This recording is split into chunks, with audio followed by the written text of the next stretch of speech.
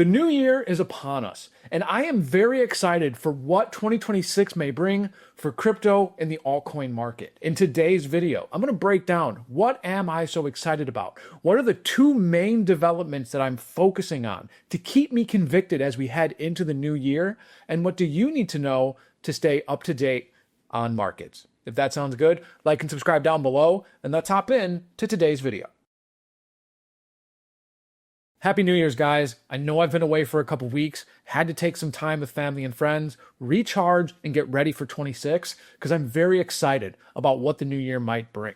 In this video, we're going to cover the two main areas of stimulus that's coming from the monetary side, from the central bank, the Fed, and then also from the fiscal side, the government, the Trump administration, making me very bullish. So let's start with monetary, the Federal Reserve. Powell told us in no uncertain terms that they will continue to cut rates if the labor market shows weakness. What we've seen over the last several months is a weakening labor market. We've done videos on this. The labor market will continue to weaken, I believe, as rate cuts come in. It takes time for that to affect the labor market.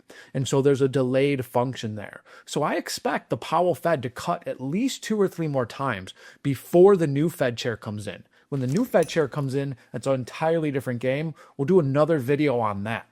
But what the Fed is doing right now is they've ended quantitative tightening and they're beginning quantitative easing. Now, guys, on your screen, you can see the massive quantitative tightening that we just came out of. About 3.5 years long, took out almost $2.5 trillion. And so now the Fed has room to run. They draw down the balance sheet so they can expand it again. They bring it up, they come in, they draw it down, they expand it. They bring it over, they draw it down, they expand it. They draw it down, what comes next? They're going to expand it. Balance sheet expansion is next up on the docket. The Trump administration, the Treasury is continuing to issue more bonds.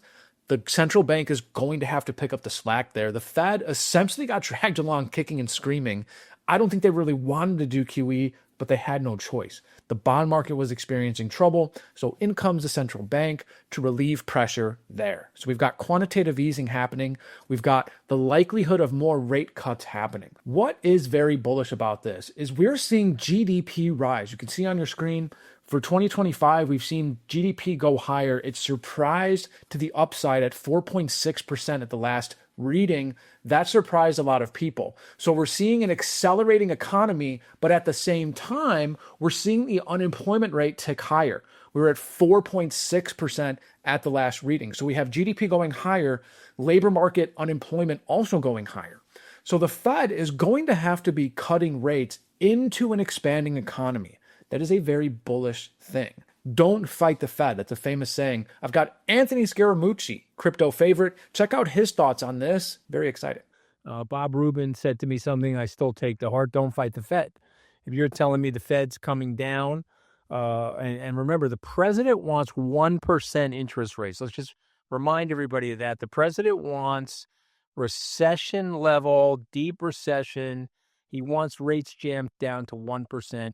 He's interviewing these guys. He's telling them, so is a 100 basis point cut in the cards?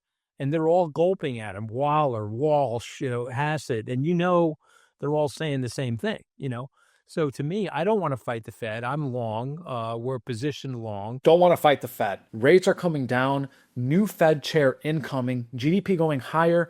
Labor market weakening. The Fed is going to have to cut rates into that. They're already running QE because of the debt issued from the Treasury. That's not slowing down anytime soon. The big, beautiful bill, more spending, less taxing. The slack's got to come from money printing. That's the name of the game.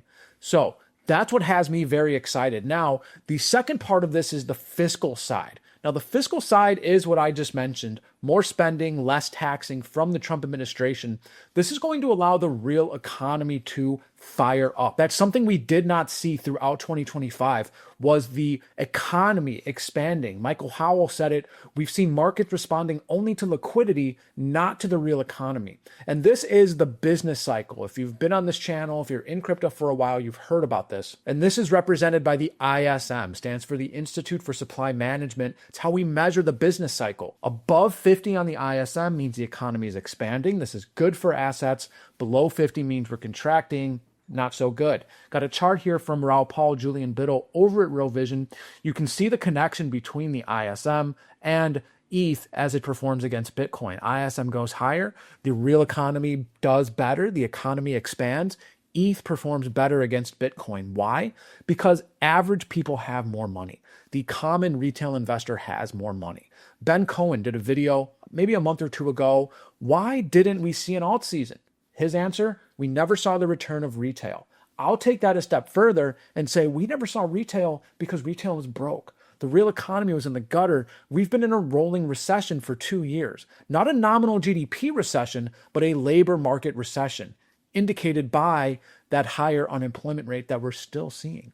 And so when this stimulus comes in and when rates come down, the Fed cutting rates as GDP goes higher from productivity gains, we're going to see that reflected in the ISM. And you can see that here. Percentage of central banks cutting rates goes higher. ISM also goes higher because easier financial conditions means that businesses can operate more effectively and more smoothly. Let me put it to you a different way. This is from Daniel DiMartino Booth. Check out total share of population and economic expansion at the lowest levels we've seen since COVID and the GFC. When did the problems start? 2022. What else happened in 2022? The Fed hiked rates to 5.5%. The Fed will tell you financial conditions are not restrictive. However, small business credit availability at the lowest level since, you guessed it, the GFC and COVID. When did the problem start? Guessed it again, 2022, when the Fed hiked rates to 5.5%. Are you seeing where this is going? Lower interest rates means average people have more money. Riskier assets tend to outperform.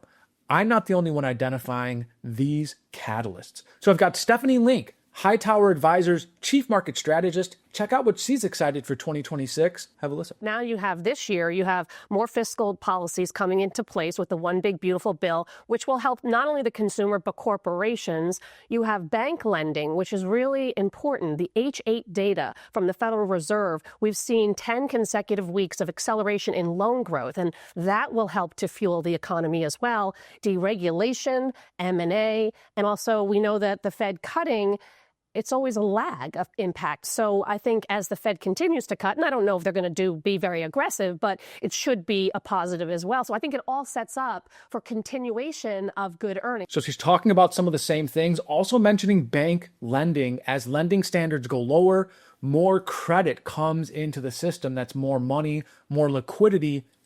You know how that goes. Now, one more. I've got Ed Yardeni. I want to hammer this home. What is he excited about? You can probably guess. We're looking at a year where monetary and fiscal policies are going to be a very stimulative tag team. Monetary policy has been easing since 2024. They've been lowering interest rates.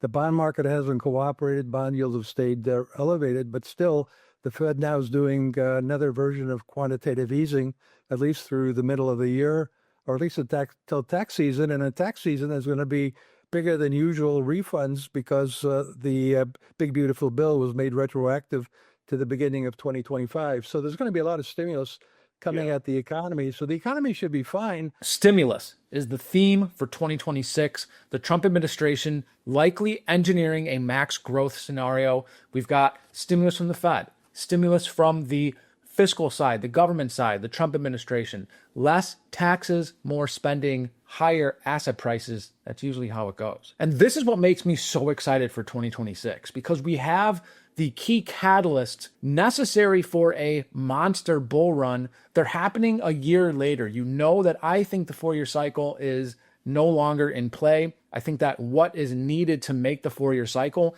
is happening a little bit later down the road. So we've got really the same cycle. It's just happening on a different time frame. I don't think the 4-year cycle was passed down by God. I think that there's room for change, and I think that change is here. 2026, I think, is going to be a fantastic year. We'll just have to wait and see. Can't promise you anything. All I can do is show you what the experts are saying, what the data is saying, and what that has meant historically in the past.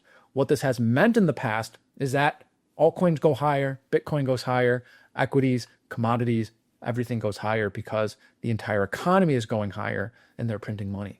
This is how things go.